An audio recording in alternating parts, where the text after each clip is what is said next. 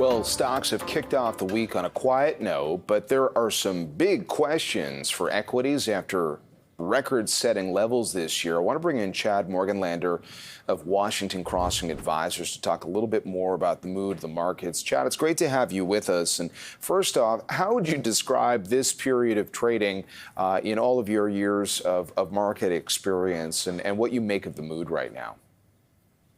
Well, it is a rare occasion when you have market cap to GDP over 2 times, where you have valuations that are really extended, credit spreads that are historically tight, and but you do have this real bullish sentiment about AI productivity as well as business investment here in the United States and across the globe. So one has to be somewhat careful. You know, it's interesting. We can look through any of the possible guiding lights from here. We were just having a conversation earlier about what the Fed might do heading into the fall. We have to watch the geopolitical headlines. But one could make the argument that maybe the mood would have been dented had earnings season not, quote unquote, delivered.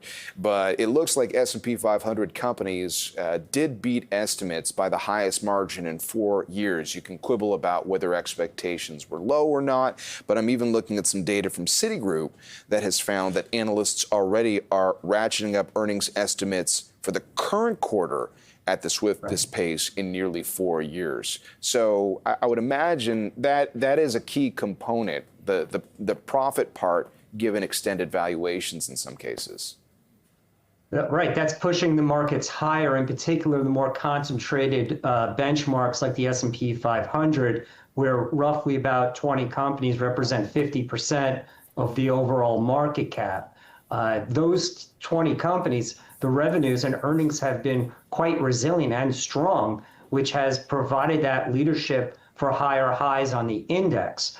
I would make the case that one may want to look at the other 480 names, because when you look at the equally weighted index, you get a much more interesting group of names with valuations that are not as extended, that too will be, I believe, have strong earnings in 2026 into 2027, as long as this entire story plays out regarding business investment and productivity. Okay, well, Chad, you typically join us with some investing ideas or examples of what might work for your own portfolios. Can you talk to us about some of those other names within the 480?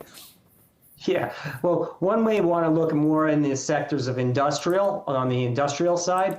You could look at a company like Grainger, for example. That's a distributor of industrial products, 1.5 million products they sell through their branch networks of over 250 stores and online.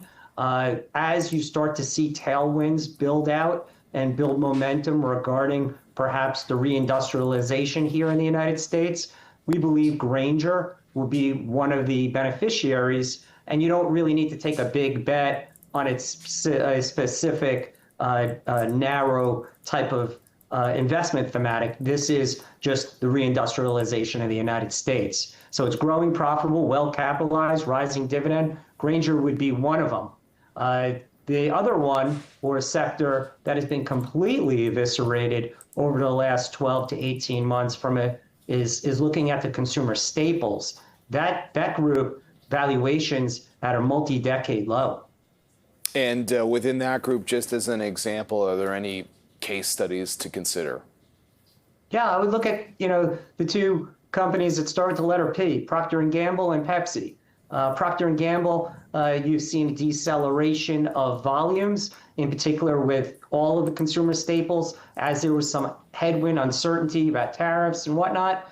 We believe that there will be a modest reacceleration of volumes there, that perhaps at this kind of valuation where the multiple is perhaps in the 19 PE multiple, you have a growing dividend, you have a well-diversified global consumer base that we believe that will take advantage of this environment. I mean, I really believe that the consumer staple market has been a group of companies where they've been taking a lot of money, investors have been taking a lot of money out of this group, and the valuations are much more exciting. Pepsi is another one. One should look at growing dividend, resilient balance sheet. We think that overall that brand is one that's going to continue to grow over the next 3 to 5 years. And Bloomberg has some projecting technology just based on trends with dividends with all companies, and in all three of these cases, because you mentioned the dividend prospects for Grainger,